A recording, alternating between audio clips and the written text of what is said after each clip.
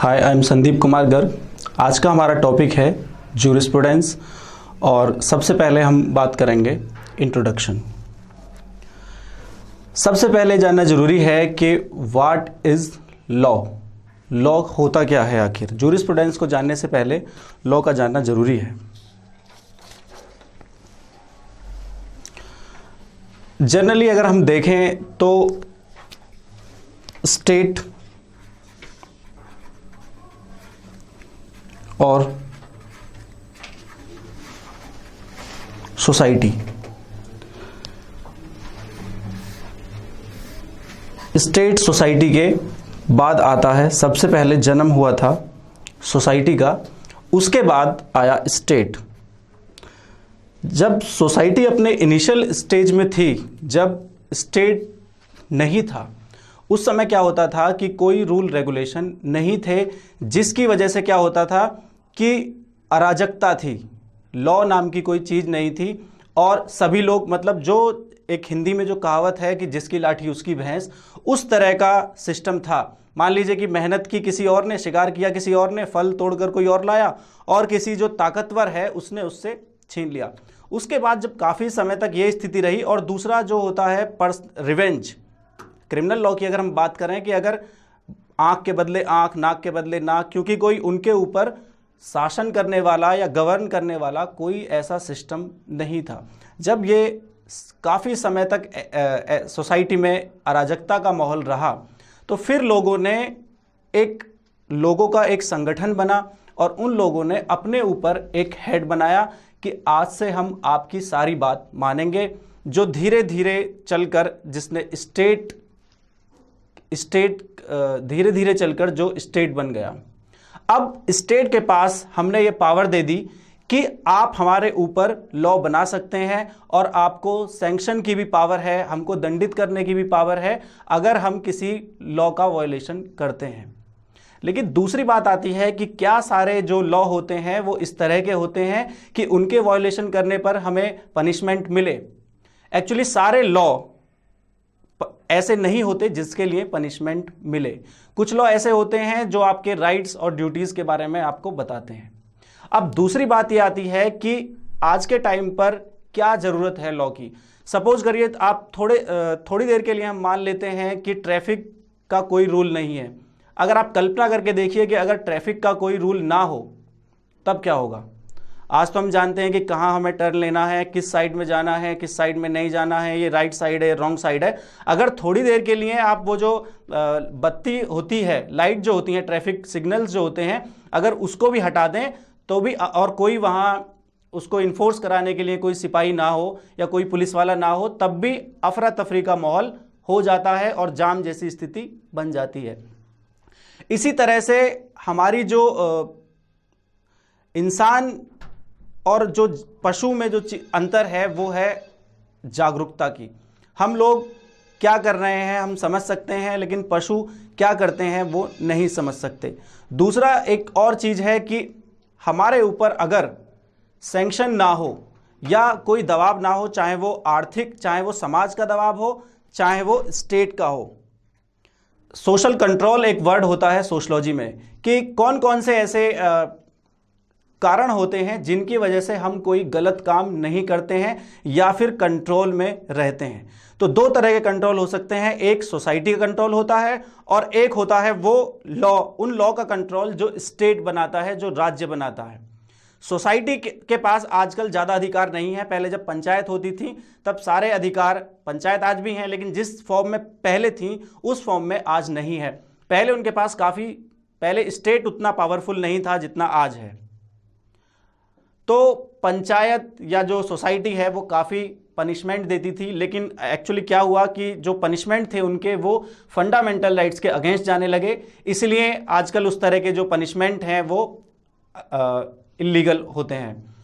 तो अब जो सारी ड्यूटी, जो जिम्मेदारी आती है वो आती है स्टेट के ऊपर कि स्टेट को देखना है कि क्या चीज़ सही है, क्या चीज़ गलत है। जो लॉ स्टेट ने बनाए हैं अगर आप उनका पालन नहीं करते हैं तो आपको पनिशमेंट दिया जा सकता है। तो ये तो हो गई लॉ की बात। लॉ की कोई एक डेफिनेशन देना पॉसिबल नहीं है आज तक कोई ऐसी डेफिनेशन नहीं हुई लॉ की जिसको परफेक्ट डेफिनेशन कहा जा सके, क्योंकि लॉ की डेफिनेशन अलग अलग जगह अलग अलग होती है। हमारे यहाँ कोई एक्ट, जैसे कि अभी क्या है, कल जो बैन लगा है 500 और 1000 के जो नोट हैं उनके ऊपर बैन लगा है, तो क्या होगा, काला धन आएगा बाहर। काला धन आएगा तो वो काला धन रखना, काला धन का मतलब है कि जिस पर आप टैक्स नहीं देते हैं या जो आपने इलीगल तरीके से कमाया है। अब वो जो पैसा है वो जो रिलेटेड एक्ट्स हैं, IT act, income tax act है और भी जो एक्ट हैं उनके अकॉर्डिंग वो एक क्राइम है। पनिशमेंट उसके लिए आपको मिल सकता है, चाहे वो पेनल्टी हो या फिर आपको जेल भी जाना पड़ सकता है। लेकिन जो हमारी सोसाइटी है वो उसको उस तरीके से उतना गंभीर अपराध नहीं मानती है जितना गंभीर अपराध स्टेट उसको मानता है।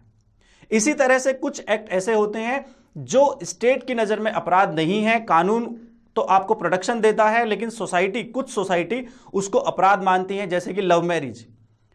कुछ सोसाइटीज में लव मैरिज को बहुत भयंकर अपराध माना जाता है और उसके लिए सोसाइटी आपको पनिशमेंट देने के लिए तैयार रहती है। वहीं आर्टिकल 21 जो है इंडियन कॉन्स्टिट्यूशन का, वो आपको राइट देता है कि आप अपनी मर्जी से शादी कर सकते हैं अगर बाकी सारी बातें ठीक हैं।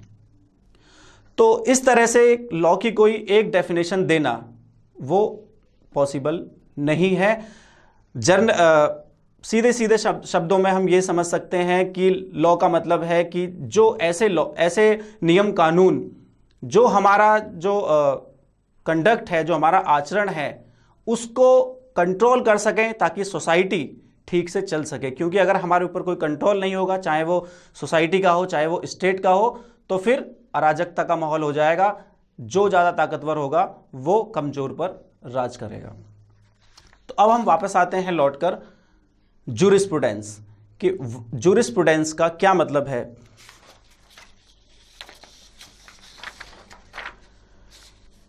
जूरिस्प्रूडेंस हिंदी में जिसको विधिशास्त्र कहते हैं वो दो शब्दों को मिलाकर बना है। इंग्लिश में जूरिस प्लस प्रूडेंशिया, या फिर हिंदी में हम इसको कहते हैं विधि प्लस शास्त्र। विधि या जूरिस का मतलब होता है लॉ और शास्त्र या प्रूडेंशिया का मतलब होता है नॉलेज। तो इस तरह से जो लॉ की नॉलेज होती है, लॉ की नॉलेज हमें जिस शास्त्र में मिलती है उसको हम कहते हैं, जिस बुक में मिलती है उसको हम कहेंगे जूरिस प्रूडेंस। अलग अलग जो जूरिस्ट हैं उन्होंने अलग अलग डेफिनेशन दी है। तो according to Ulpian, jurisprudence is the knowledge of things human and divine, the science of just and unjust. तो अल्पियन ने कहा है कि यह मानवीय और दैवीय चीजों की नॉलेज है और अच्छे और बुरे का विज्ञान है। According to professor Gray, jurisprudence is the science of law, the statement and systematic arrangement of the rules followed by the courts and the principles involved in those rules। इन्होंने अपनी जो डेफिनेशन है उसको जो कोर्ट से related जो rules हैं वहां तक सीमित रखा है, जहां तक कि अल्पियन की जो डेफिनेशन है वो काफी वाइड हो जाती है। According to Holland, jurisprudence is the formal science of positive law। Holland ने उसको पॉजिटिव साइंस बताया है पॉजिटिव लॉ की। According to Austin, jurisprudence is the philosophy of positive law। तो जितने भी जूरिस्ट हैं उन्होंने अपने अपने अकॉर्डिंग अलग अलग इसकी डेफिनेशन दी हैं। अकॉर्डिंग टू सामंड ने जूरिस्प्रूडेंस की डेफिनेशन को दो भागों में बांटा है। एक है वाइडर सेंस में और एक है स्पेसिफिक सेंस में। तो जो वाइडर सेंस में उन्होंने डेफिनेशन दी है, jurisprudence is the wider means the science of law. उनका मानना है कि जो लॉ से रिलेटेड जितनी भी चीज़ें होती हैं वो हम जूरिस्प्रूडेंस में पढ़ते हैं, जबकि जो उनकी दूसरी जो जिसको नैरो सेंस भी कहते हैं या फिर स्पेसिफिक सेंस कहते हैं, उसके अंदर उन्होंने कहा है jurisprudence is the science of first principle of civil law. इसका मतलब यह है कि एक पर्टिकुलर किसी देश में चलने वाली जो लॉ है, पहली जो डेफिनेशन है जो वाइडर सेंस है उसमें सारी चीजें आ जाती हैं जो भी लॉ से रिलेटेड हैं, लेकिन जो दूसरी डेफिनेशन है सामंत की, उसमें एक पर्टिकुलर किसी राष्ट्र में, किसी नेशन में चलने वाली जो लॉ हैं उनके बारे में हम डिस्कस करते हैं।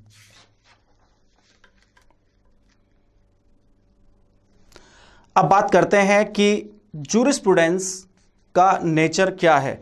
क्या जूरिस्प्रूडेंस साइंस है या फिर जूरिस्प्रूडेंस आर्ट है?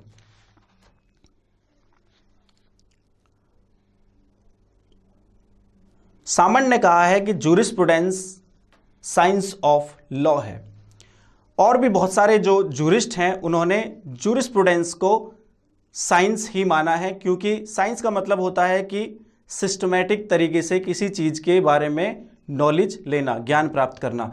तो जूरिस्प्रूडेंस में भी हम सिस्टमैटिक तरीके से लॉ के बारे में ज्ञान प्राप्त करते हैं।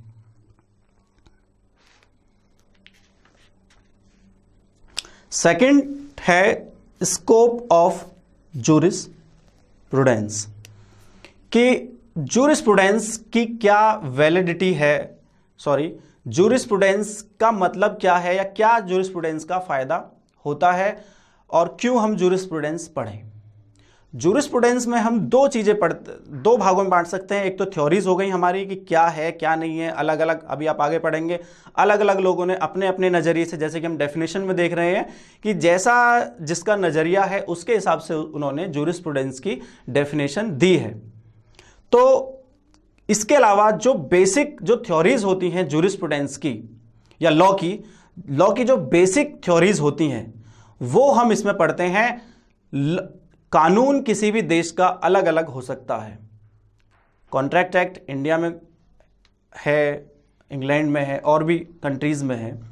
उसमें थोड़े बहुत चेंजेस अपनी अपनी परिस्थितियों के हिसाब से हर एक देश में हो सकते हैं, लेकिन जो बेसिक कॉन्सेप्ट्स हैं, पजेशन अगर आप ले लीजिए, अगर मैं पजेशन की बात करूं कि पजेशन क्या होता है, तो जो पजेशन का मीनिंग हमारे यहाँ पर है, इंडिया में है, वही पजेशन का मीनिंग इंग्लैंड में होगा और वही पजेशन का मीनिंग अमेरिका में होगा। तो ऐसे लॉ के बारे में हम पढ़ते हैं जो हर जगह अप्लाई होता है, मतलब कि जो बेसिक जो चीजें हैं लॉ की वो हम इसमें पढ़ते हैं। Sources of jurisprudence, custom, legislation, president, method of judicial interpretation. Custom सबसे पहले आती है। कस्टम का मतलब, जैसा कि अभी हम बात कर रहे थे कि जो पहले लॉ नहीं था, सोसाइटी में केवल कस्टम चलती थी पहले, और सोसाइटी में चलती हैं कस्टम और स्टेट बनाता है लॉ। लेकिन कई बार क्या होता है कि जो पर्सनल लॉज हैं, स्पेशली हमारे आज भी, वहां पर जो कस्टम होती है वो सुपीरियर होती है लॉ से। तो फॉर एग्जांपल कि जो सेक्शन 7 है हिंदू मैरिज एक्ट का, उसमें बताया गया है कि जो हिंदू मैरिज है उसमें सप्तपदी, जो 7 फेरे जो होते हैं वो जरूरी हैं। उसके बिना अगर वो पूरे नहीं हुए हैं तो शादी जो है, आपकी जो मैरिज है, वो पूरी नहीं होगी। तो लेकिन अगर आप ये साबित कर देते हैं कि आपके यहाँ पर कोई स्पेशल अलग तरह का कोई रिवाज है, कोई कस्टम है, और आप साबित कर देते हैं वो, तो फिर आपको सप्तपदी की आवश्यकता नहीं है। जो कस्टम आपके यहाँ पर है जिससे कि शादी पूरी हो जाती है, जैसे कि कुछ जो ट्राइबल्स एरिया हैं वहाँ पर माला डालने से या फिर और किसी तरीके से शादी पूरी हो जाती है, तो वहाँ पर सप्तपदी की आपको आवश्यकता नहीं पड़ेगी। तो इस तरह से कस्टम जो है वो सबसे पहला सोर्स है लॉ का। इसके बाद आज के टाइम में जो सबसे बड़ा सोर्स है वो है लेजिस्लेशन। सारी चीज़ों के लिए स्टेट कानून बनाता है, हमारा जो लेजिस्लेचर है वो कानून बनाता है, और अगर कोई कस्टम वो कंट्राडिक्ट करती है लेजिस्लेशन से, तो फिर ये देखना, लेजिस्लेशन से कंट्राडिक्शन है अगर उसका, तो हो सकता है कि कस्टम ना मानी जाए, वो डिपेंड करता है। इसके अलावा है प्रेसिडेंट। मतलब कि जो जुडिशियल डिसीजन पहले दे दिए गए हैं किसी भी सब्जेक्ट पर, वो फिर लॉ बन जाते हैं। एज ए लॉ हम उनको ट्रीट करते हैं। मेथड ऑफ जुडिशियल इंटरप्रिटेशन, किस तरह से किसी विशेष मामले में क्या इंटरप्रिटेशन की गई है, वो भी सोर्सेज ऑफ लॉ में आता है।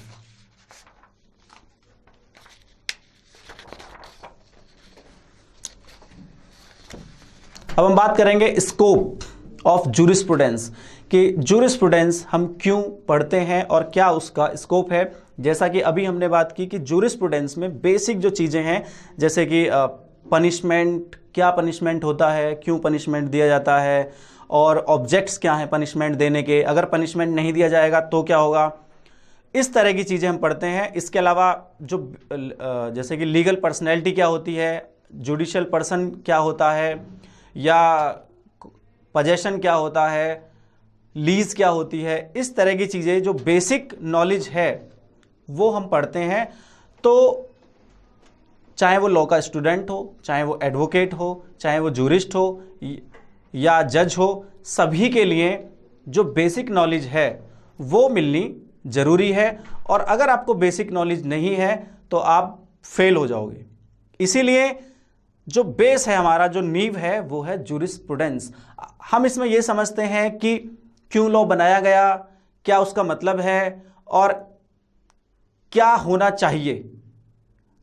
हमारा जो मेन मकसद है लॉ का, वो क्या है कि ज़्यादा से, जो बेंथम ने कहा था कि ज़्यादा से ज़्यादा लोगों की ज़्यादा से ज़्यादा खुशी, ज़्यादा से ज़्यादा लोग खुश रहें, वही लॉ का मकसद होना चाहिए। अलग अलग थ्योरीज आप पढ़ेंगे आगे, लेकिन जो सबसे अच्छी थ्योरी जो मानी जाती हैं वो आज के टाइम पर वो माना जाती है सोशलॉजिकल थ्योरी जो है, समाज शास्त्र स्कूल जो है उसकी जो थ्योरी है वो सबसे अच्छी मानी जाती है, जिसमें ये कहा गया है कि जो लॉ है उसका जो मेन ऑब्जेक्ट होना चाहिए वो समाज के लिए होना चाहिए। जो लॉ समाज के काम नहीं आ सकता, उस लॉ का कोई फायदा नहीं है। नेक्स्ट हम चलेंगे कि जूरिस्प्रूडेंस का क्या संबंध है, जो बाकी सब्जेक्ट होते हैं उनका जूरिस्प्रूडेंस से क्या संबंध है। सबसे पहले हम देखेंगे जूरिस्प्रूडेंस एंड सोशलॉजी। सोशलॉजी में हम समाज के बारे में पढ़ते हैं, किस तरह से समाज का गठन होता है, किस तरह से लोगों के आपस में रिलेशन होते हैं, और सारी चीज़ें जो भी सोसाइटी के बारे में है वो हम जूरिस्प्रूडेंस में पढ़ते हैं। लेकिन अब बात आती है कि क्या मतलब है जूरिस्प्रूडेंस का और समाज का, क्या इनका आपस में क्या कनेक्शन है। जो भी लॉ बनाया जाता है वो किसके लिए बनाया जाता है। जो भी लॉ बनाया जाएगा वो उसका फॉलो कौन करेगा, फॉलो करते हैं हम लोग, मतलब हम लोग कहाँ रहते हैं, सोसाइटी में। तो जो भी लॉ बनाया जाता है वो सोसाइटी पर फर्क डालता है। जैसे कि काफ़ी पुराने टाइम में सती सिस्टम, और अब भी कुछ जगह चल रहा है चाइल्ड मैरिज, और भी बहुत सारे ऐसी समाज में बुराइयां आ जाती हैं जिनको ख़त्म करना ज़रूरी होता है, और हम उसके लिए लॉ बनाते हैं, और जिसके बाद वो सारी चीज़ें धीरे धीरे ख़त्म होती हैं। अब जब से हमारा कॉन्स्टिट्यूशन लागू हुआ है और फंडामेंटल हमें राइट मिले हैं, तब से सोसाइटी में काफ़ी सारे चेंजेस आए हैं। हम देखते हैं अपने आसपास की महिलाओं को 33% आरक्षण मिला हुआ है पंचायती चुनाव में। तो उसका कारण, उसका रिएक्शन जो हुआ सोसाइटी पर, वो ये हुआ, पॉजिटिव रिएक्शन हुआ कि महिलाएं राजनीति में आने लगीं, जो पर्दा है उससे बाहर आईं, और अपने जो आ रही हैं धीरे धीरे, और अपने जो राइट हैं उनके बारे में उनको नॉलेज मिलनी शुरू हो गई है। इसी तरह से हम देखते हैं कि जैसे जैसे अवेयरनेस सोसाइटी में बढ़ी है, लॉ बनाए गए हैं, तो जो शादी की एज है, जो कम एज में शादी कर देते थे, वो अब धीरे धीरे सही स्तर पर आने लगी है, हालांकि उसमें गुंजाइश की अभी भी संभावना है। नेक्स्ट, जूरिस्प्रूडेंस एंड हिस्ट्री, कि जूरिस्प्रूडेंस और हिस्ट्री का आपस में क्या संबंध है। हिस्ट्री पढ़ने का जो सबसे बड़ा फायदा है वो है कि क्या समाज में हुआ है, कितने बहुत तरह के एक्सपेरिमेंट हुए होते हैं। हम देखते हैं हिस्ट्री ऑफ कोर्ट्स में कि अंग्रेज किस तरह से यहाँ पर आए, पहले हिंदू लॉ था, उसके बाद मुस्लिम लॉ अप्लाई हुआ, उसके बाद अंग्रेज आ गए, ईस्ट इंडिया कंपनी आई, उन्होंने धीरे धीरे अपना लॉ उनका किस तरह से आना शुरू हुआ। फिर हम देखेंगे उसमें कमियां थी बहुत सारी, उनको सुधारा गया। और हिस्ट्री से हम एक चीज़ ये सीखते हैं कि जो कमियां या जो गलतियां हमसे पहले हुई हैं वो गलतियां हम आगे ना करें। इसके अलावा कुछ जो लॉ होते हैं वो पुराने टाइम से ही हमारे हिसाब से पुराने टाइम से चले आ रहे होते हैं, हमें उनकी यूज टू हम उनके हो जाते हैं, तो उनको हम आसानी से नहीं बदल सकते। और अगर कभी बदलने की ज़रूरत पड़ती है तो ये देखना होता है कि सोसाइटी में इसका कोई गलत प्रभाव तो नहीं जाएगा। इसी तरह से हम देखते हैं इकोनॉमिक्स एंड जूरिस्प्रूडेंस। क्या मतलब है जूरिस्प्रूडेंस का और इकोनॉमिक्स का? अभी मैंने जिसका जिक्र किया थोड़ी देर पहले कि जैसे ही कल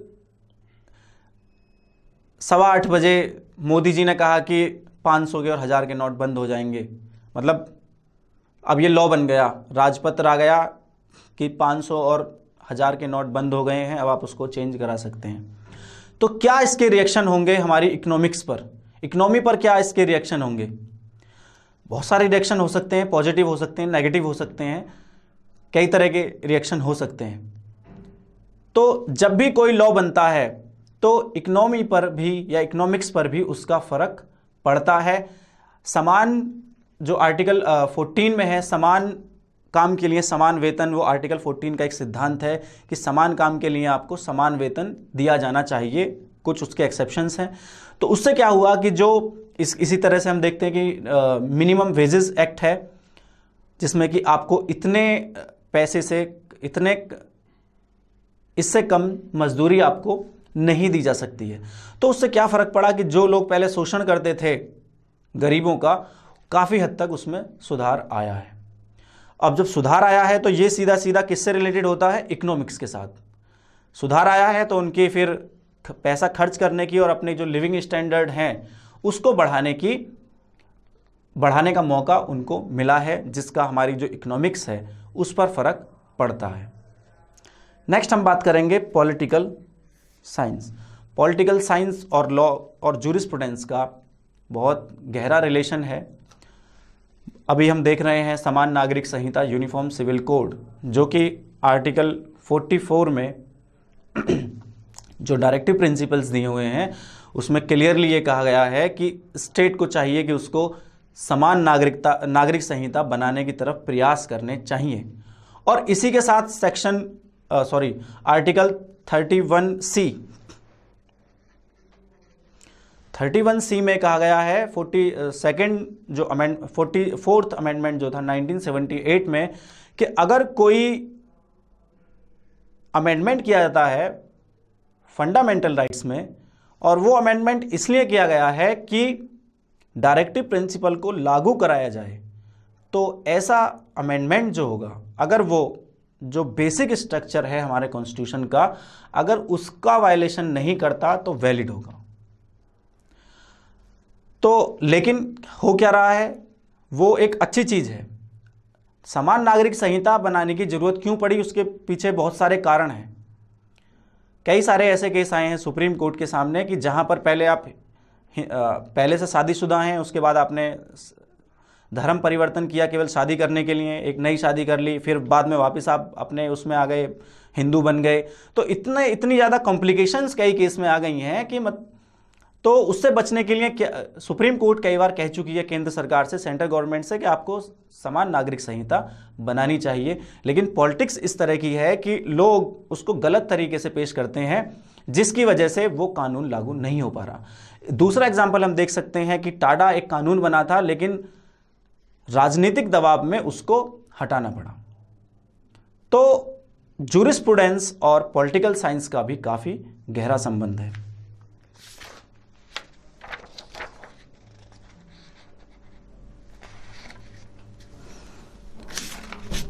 तो इसके अलावा हम जूरिस्प्रूडेंस में लीगल कॉन्सेप्ट्स पढ़ते हैं, जिसमें right, property, ownership, possession, obligation, acts, negligence, legal personality, जो मैंने बताया आपको कि जो बेसिक चीज़ें हैं किसी भी लॉ की वो हम पढ़ते हैं। इसके अलावा लीगल थ्योरीज जो अभी डिस्कस करेंगे कि किन जो जूरिस्ट हुए हैं अलग अलग, उन्होंने क्या उनकी सोच है और उन्होंने जूरिस्प्रूडेंस को क्या समझा है, लॉ को उन्होंने क्या समझा है।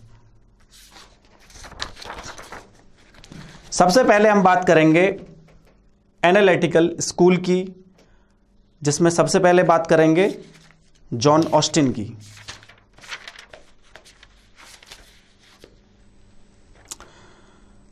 जॉन ऑस्टिन ने एक बुक लिखी थी प्रोविंस ऑफ जूरिस्प्रूडेंस, और एक बुक लिखी थी ए प्ली फॉर कॉन्स्टिट्यूशन। जो एनालिटिकल स्कूल है, जिसे हिंदी में कहते हैं विश्लेषणात्मक विचारधारा,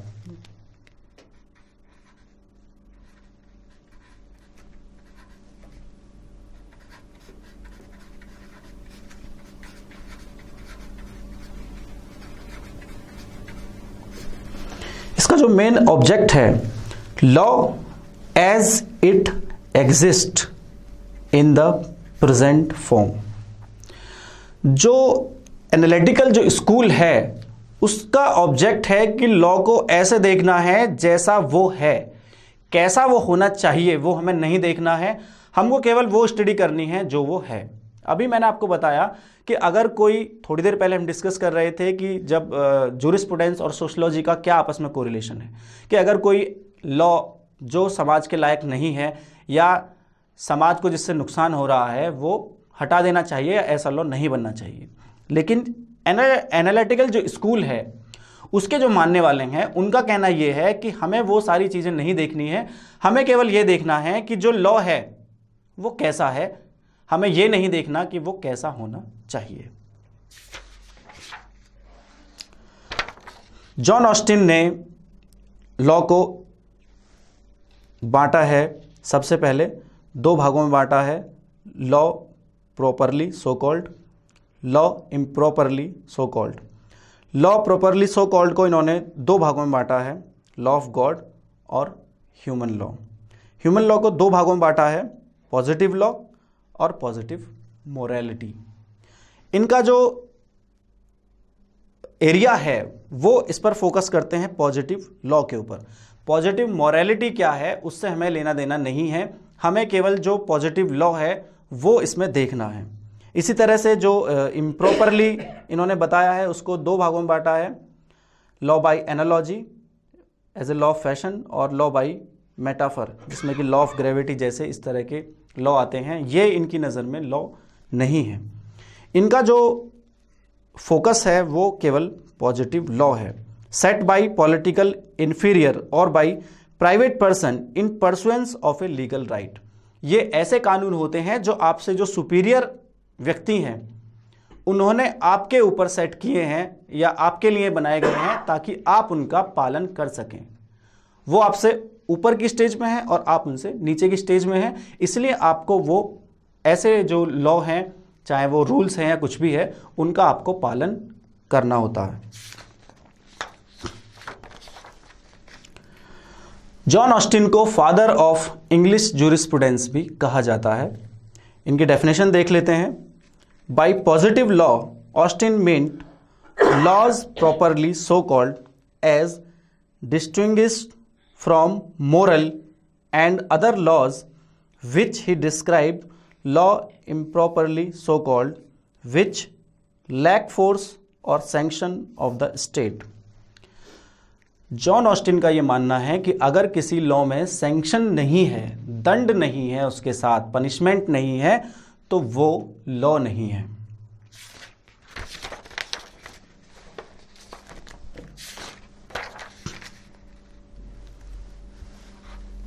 The agreement of rules set by men as politically superior to men as politically inferior subjects. Law is a command of sovereign। ये सबसे इनकी मेन है जिसको आपको ध्यान में रखना है। सारा जो निचोड़ है वो ये लाइन है, Law is the command of sovereign which obliges to a person or persons to a course of conduct। यहां अगर हम देखते हैं तो 4 चीजें निकल कर आती हैं। पहला है कमांड, सैंक्शन, ड्यूटी और सॉवरेनिटी। सॉवरेनिटी क्या होती है आप शायद जानते होंगे, अगर नहीं जानते हैं तो मैं थोड़ा सा उसको बताने का प्रयास आपको करता हूं कि सॉवरेनिटी क्या होती है। किसी भी स्टेट के लिए 4 आवश्यक तत्व पॉलिटिकल साइंस में बताए गए हैं। पहला है आपका सर्टेन टेरिटरी,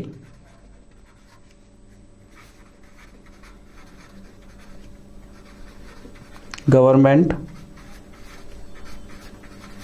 पॉपुलेशन एंड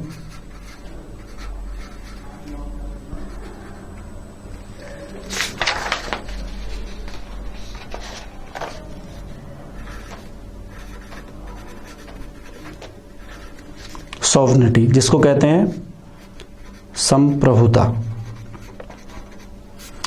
तो 4 चीजें किसी भी, ये स्टेट के जो एसेंशियल एलिमेंट हैं वो मैं आपको यहां बता रहा हूं कि 4 जो एलिमेंट्स हैं वो किसी भी, अगर एक भी नहीं है तो स्टेट नहीं बन पाता है। पहला है सर्टेन टेरिटरी, आपके पास एक निश्चित जगह होनी चाहिए जिसको आप कह सकें कि ये यहाँ से यहाँ तक इसकी बाउंड्री है। उसके अंदर गवर्नमेंट होनी चाहिए, पॉपुलेशन होनी चाहिए। ये तीनों चीज़ हमारे पास भी थी 15 अगस्त 1947 से पहले, लेकिन हम लोग स्टेट मतलब इंडिया स्टेट की डेफिनेशन में नहीं आता था। क्यों? क्योंकि हमारे पास सॉवरेनिटी नहीं थी, संप्रभुता हमारे पास नहीं थी। संप्रभुता का मतलब है कि जो आपकी जो भी अथॉरिटी है, जिसको आप जैसे भी चुनते हैं, जैसे कि आज हमारी जो गवर्नमेंट है, ठीक है, तो उसके पास पूरे राइट होते हैं कि जो वो डिसीजन चाहे वो अपने हिसाब से ले सके। उस समय चाहे तो वो जुडिशरी हो, चाहे वो एग्जीक्यूटिव हो, या जो भी गवर्नमेंट के आवश्यक अंग हैं, वो सारे थे इंग्लैंड में, या डायरेक्शन पर चलते थे इंग्लैंड में। जैसे कि प्रीवी काउंसिल थी, सुप्रीम कोर्ट जब तक सुप्रीम कोर्ट ने अपना काम स्टार्ट नहीं किया था 26 जनवरी 1950 से, तो उससे पहले जो डिसीजन होते थे फाइनली वो आते थे प्रीवी काउंसिल से, इंग्लैंड से।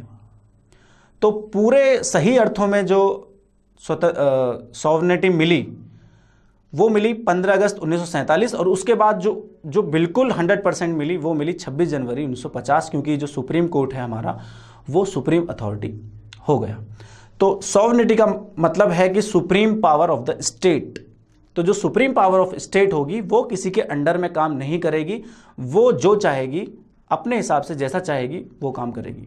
आज हमें कोई डिसीजन लेना है तो हमें किसी से पूछने की ज़रूरत नहीं है कि अमेरिका क्या सोचेगा, इंग्लैंड क्या सोचेगा, क्या कोई सोचेगा, उससे मतलब नहीं है। जो हमें डिसीजन लेना है वो लेना है और वो फाइनल है। ये होती है सॉवरेनिटी, जिसको हिंदी में कहते हैं संप्रभुता। तो इन्होंने कहा कि law is a command of sovereign which obliges a person और persons to a course of conduct. मतलब कि लॉ जो है, लॉ में ऐसी चीजें आती हैं जो कमांड है सॉवरेन की, मतलब संप्रभु जो है, जो सुप्रीम पावर है, उसने एक कमांड दी है जिसको आपको फॉलो करना जरूरी है, और अगर आप फॉलो नहीं करेंगे तो क्या होगा? तो आती है सैंक्शन, आपको उसके लिए पनिशमेंट दिया जाएगा।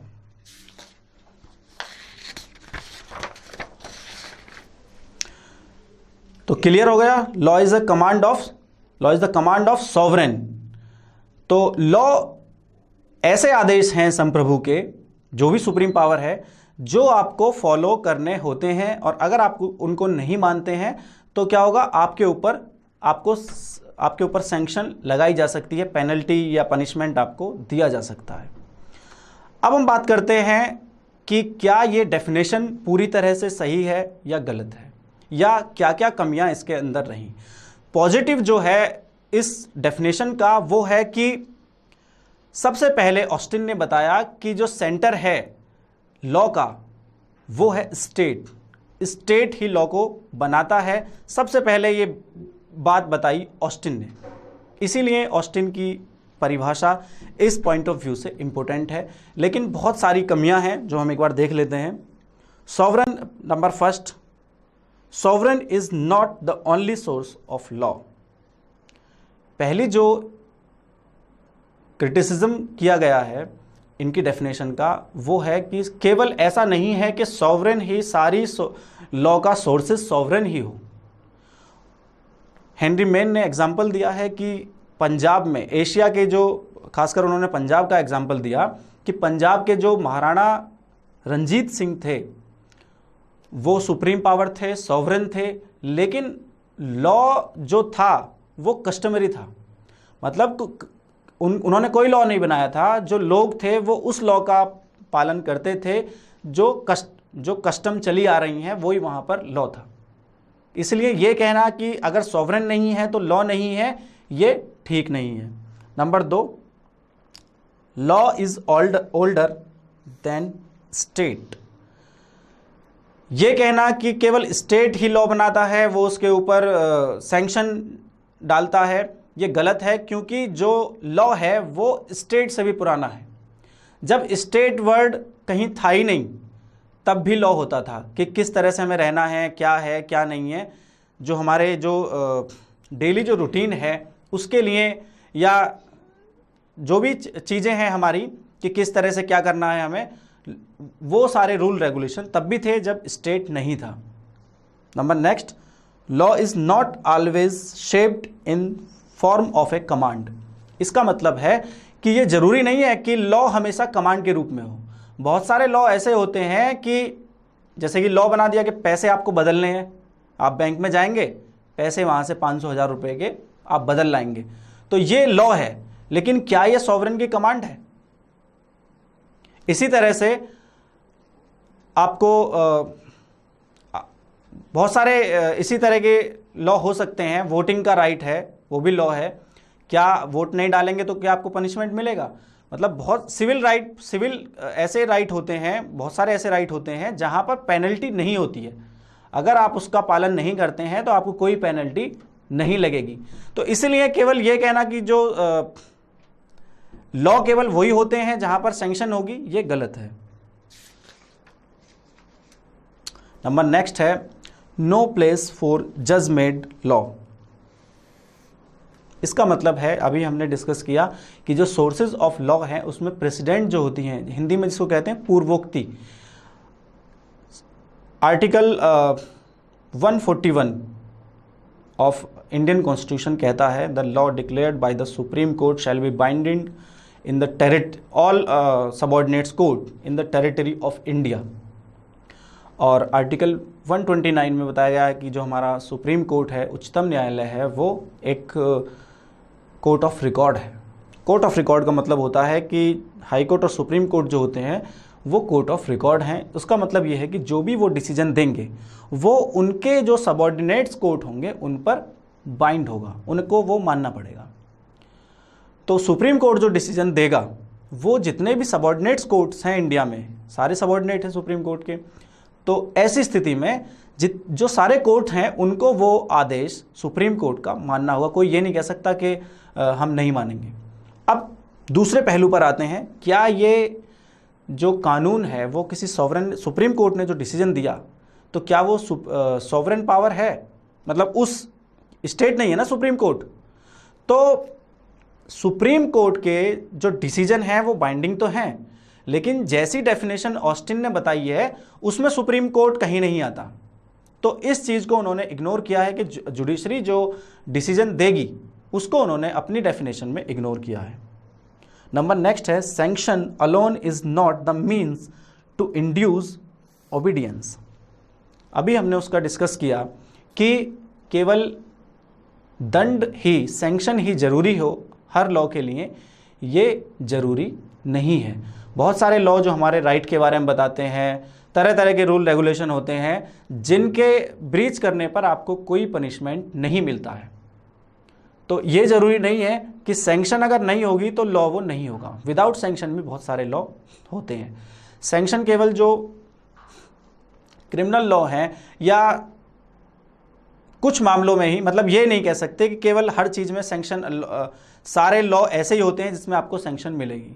सिविल लॉ में कहीं कहाँ आपको सैंक्शन मिलती है, वहाँ केवल आपको आपकी ड्यूटीज़, राइट, इन सब चीज़ों के बारे में बताया जाता है।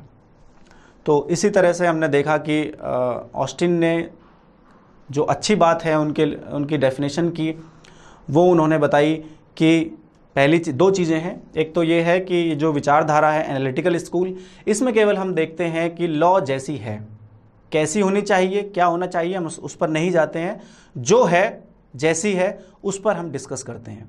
तो दूसरी इनकी खास चीज़ जो थी वो ये थी कि इन्होंने ये बताया कि जो लॉ है वो स्टेट सोर्स जो है मेन, वो उसका स्टेट है। अगर हम आज के कंटेस्ट में इसको देखें, पॉजिटिव अगर इसको लें, तो देखेंगे कि लेजिस्लेचर ही आज सबसे बड़ा सोर्स है लॉ का। जितने भी लॉ बनते हैं वो सारे लेजिस्लेचर ही हमारा बनाता है। तो इस तरह से दोनों चीज़ें हैं, पॉजिटिव और नेगेटिव। तो ऑस्टिन की जो हमारी थ्योरी है वो पूरी हो जाती है। नेक्स्ट हम चलेंगे केल्सन, हेनरी केल्सन 1881 से 1973। केल्सन की जो थ्योरी है वो काफ़ी समझने में आपको थोड़ा सा दिक्कत आ सकती है, लेकिन अगर आप ध्यान से समझेंगे तो आपको बिल्कुल क्लियर हो जाएगी। Kelsen's theory of pure science of law, इसको वियना स्कूल के नाम से भी जानते हैं। ये एनालिटिकल स्कूल का ही एक पार्ट है। Kelsen did not favour widening the scope of jurisprudence by correlating it with all social sciences and rigorously insisted on separation of law from politics, sociology, metaphysics and all other extra legal disciplines। सबसे पहली जो importance है Kelsen की theory की वो है कि जो केल्सन है वो इस बात के, वो ये नहीं कहते हैं कि ये सारी चीज़ें लॉ के सोर्स में नहीं है या इनका इम्पोर्टेंस नहीं है, लेकिन केल्सन ये चाहते हैं कि लॉ को, जो उनकी थ्योरी है उसको उन्होंने दूर रखा है सोशलॉजी, पॉलिटिकल साइंस, मेटाफिजिक्स या जो भी एक्स्ट्रा लीगल डिसिप्लिन्स हैं उनको दूर रखा है। उनका मानना भी ये है कि हम केवल उसका ही अध्ययन करेंगे, उसकी स्टडी करेंगे लॉ की जो वो है।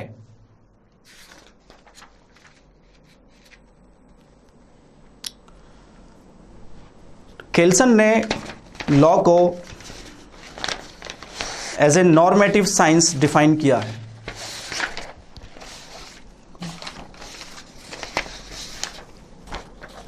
He described law as a normative science as distinguished from natural science which are based on cause and effect such as law of gravitation। अब इसको समझ लेते हैं। पहले केल्सन ने कहा है कि दो तरह के लॉ होते हैं, एक नेचुरल लॉ और एक जो एक्चुअल लॉ है। उन्होंने कहा कि जो नेचुरल लॉ है वो कहता है, वो बताता है जो है उन्होंने उसके लिए वर्ड यूज़ किया है जिसको कहते हैं STERN,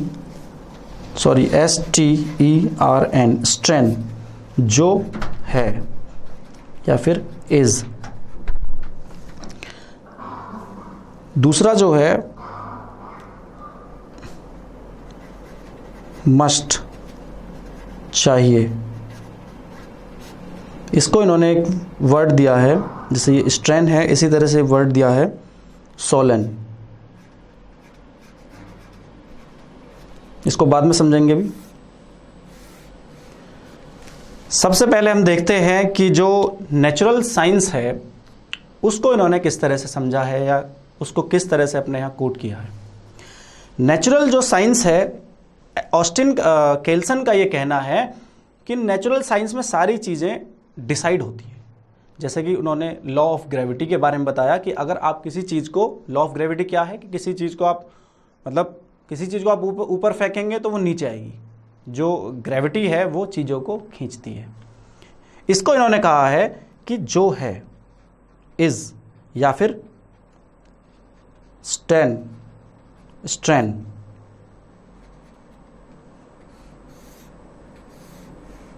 इन्होंने कहा कि ये फिक्स है और इसमें कोई डाउट नहीं होता है, लेकिन लॉ में हमें ये नहीं पढ़ना। लॉ में हम क्या पढ़ते हैं, लॉ में बहुत सारे मस्ट आ जाते हैं। ऑस्टिन का कहना यह है कि लॉ में कई चीज़ें शामिल होती हैं, इंक्लूड होती हैं। उन्होंने एग्जाम्पल दिया है कि जैसे आप समझिए कि एक लॉ क्या क्या कहता है। एक व्यक्ति ने चोरी की, सपोज करिए एक जो व्यक्ति है उसने चोरी की, वो पकड़ा गया। एक लॉ कहता है कि वो पकड़ा जाना चाहिए, एक लॉ कहता है कि पकड़ने के बाद उसे पुलिस स्टेशन ले जाना चाहिए, एक लॉ कहता है कि उसे उसके बाद फिर मजिस्ट्रेट के यहाँ ले जाना चाहिए, एक लॉ कहता है कि फिर अगर सज़ा साबित हो जाती है तो फिर उसे जेल भेजा जाना चाहिए, और एक लॉ कहता है कि फिर उसको इतने टाइम तक जो भी सज़ा है उसमें जेल में उसको रखा जाना चाहिए। ऑस्टिन का कहना केल्सन का कहना है कि लॉ चलता है चाहिए से, जो मस्ट कि क्या क्या होना चाहिए। समझ में आया आपकी? मैं रिपीट कर देता हूं। पहली चीज तो है हमारी नेचुरल साइंस।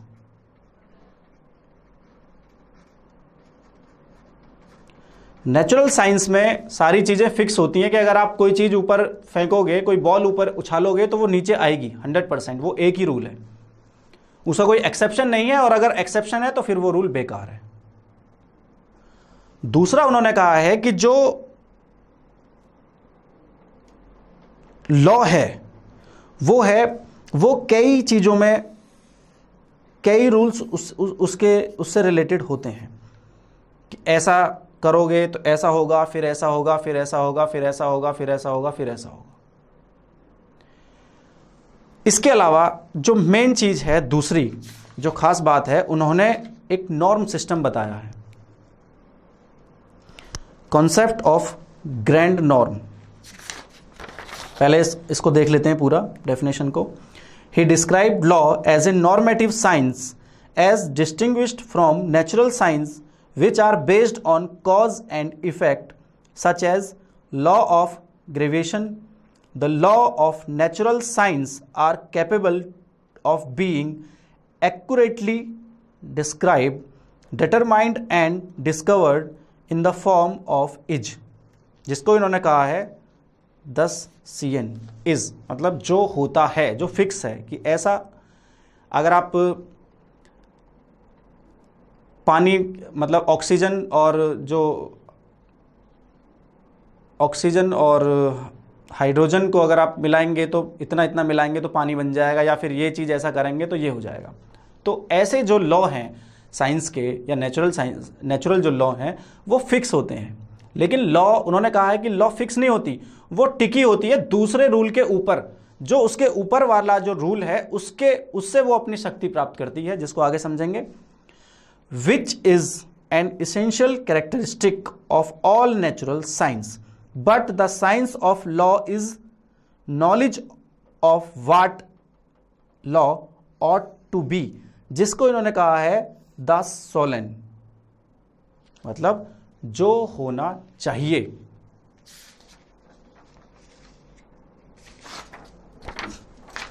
ग्रांड नॉर्म का, जिसको हिंदी में मूल मानक कहते हैं, उसका सिद्धांत इन्होंने इसी को लेकर दिया। वो क्या है?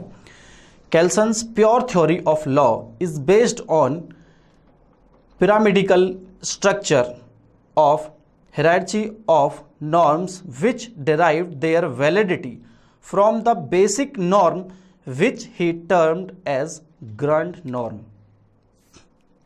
Thus, grand norm or basic norm determines the concept and gives validity to other norms derived from it.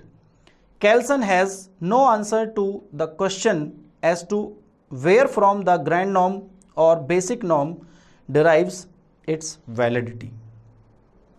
अब समझने वाली चीज़ है, केल्सन ने कह दिया कि जो नेचुरल साइंस है वो फिक्स होती है, लेकिन जो लॉ है वो उसमें बहुत सारी चीज़ें होती हैं कि वो जो रूल हैं, जैसे कि मैंने आपको बताया कि लास्ट में उसे क्या हुआ, पनिशमेंट मिला। लेकिन जो पनिशमेंट मिला वो जो किस वजह से मिला, इस वजह से, ये किस वजह से हुआ, इस वजह से, ये किस वजह से हुआ, इस वजह से।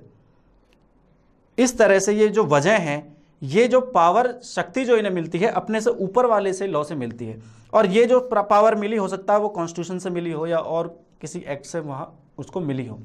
तो केल्सन ने कहा है इसको जो सुप्रीम पावर है उसको कहा है ग्रैंड नॉर्म, मूल मानक का सिद्धांत इसको हिंदी में कहते हैं, प्रिंसिपल ऑफ ग्रैंड नॉर्म। मतलब कि जो लॉ है वो अपने से ऊपर वाली जो नॉर्म है उसकी, वहां से वो शक्ति या पावर प्राप्त करता है। पैरामिडिकल, जैसे पिरामिड होता है इस तरह से,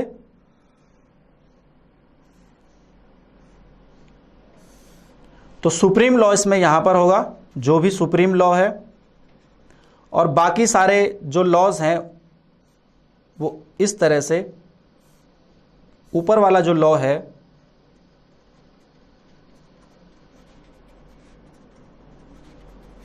जो भी रूल या लॉ है वो अपने से ऊपर वाले से जो पावर है वो लेता रहता है। तो ये है केल्सन की pure theory of law, pure science of law. Kelsen ने एक तो पिरामिड ऑफ नॉर्म्स इन्होंने बताया है। Kelsen considered legal science as a pyramid of norms with grand norm, मतलब basic norm at the apex.